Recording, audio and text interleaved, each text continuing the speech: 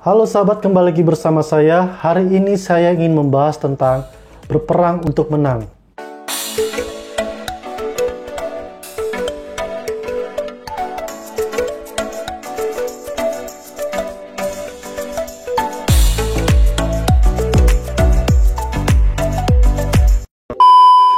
Di dalam Roma 8 ayat 37 dikatakan, tetapi dalam semuanya itu kita lebih daripada orang-orang yang menang, dan oleh Dia yang telah mengasihi kita.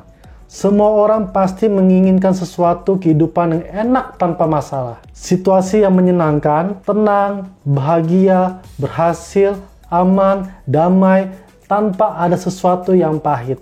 Tanpa juga ada pencobaan dan tanpa ada masalah. Dan juga kita ingin tanpa ada perperangan di dalam hidup kita. Adakah kehidupan yang demikian? Ini suatu kehidupan yang sungguh sangat tidak realistis. Selama kita masih hidup di dalam dunia, kita semua tak akan bisa melepaskan diri kita dari semuanya itu. Karena kita harus terus bergantung bersama Tuhan. Hidup tanpa masalah sedikit pun hanya akan ditemukan di negeri dongeng. Alkitab tidak pernah mencatat bahwa orang percaya akan memiliki kehidupan yang tanpa ombak, gelombang, dan badai. Justru, hidup orang percaya adalah hidup yang dalam perperangan dan hidup di dalam pergumulan di setiap harinya, setiap saat, dan kapanpun itu. Orang percaya adalah tentara-tentara Kristus yang harus siap maju berperang di setiap hari. Pertanyaan saya, berperang melawan siapa? Yang pertama, iblis. Firman Tuhan dikatakan Efesus 6 ayat 12, bukanlah melawan darah dan daging, tetapi melawan pemerintah-pemerintah, melawan penguasa-penguasa, dan melawan penghulu-penghulu dunia yang gelap, melawan roh-roh jahat di udara. Iblis adalah musuh utama yang harus kita perangi. Hidup ini kita jangan anggap sepele. Jangan anggap kita mudah. Karena kita status kita Kristen, kita hidup dalam kesembronoan. Yang kita harus tanamkan di dalam rohani kita. Karena semakin kita cinta kepada Tuhan, iblis akan semakin gencar mengincar kita, mengintimidasi kita, bahkan akan membunuh kita. Yang kedua, kita harus memerangi siapa? Yaitu dunia. Ini berbicara tentang cara hidup yang berlawanan atau yang bertentangan dengan kehendak Tuhan. Oleh karena itu, firman Tuhan mengatakan, janganlah kamu mengasihi dunia dan apa yang ada di dalamnya. Jikalau orang mengasihi dunia, maka kasih akan Bapa tidak ada di dalam orang itu.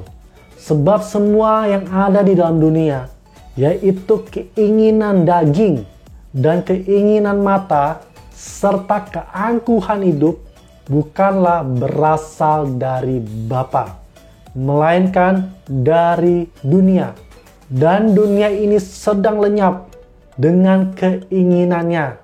Tetapi orang yang melakukan kehendak Allah tetap hidup sampai selama-lamanya. Selanjutnya, berperang melawan siapa? Musuh terbesar di dalam hidup kita adalah ego kita, diri kita sendiri.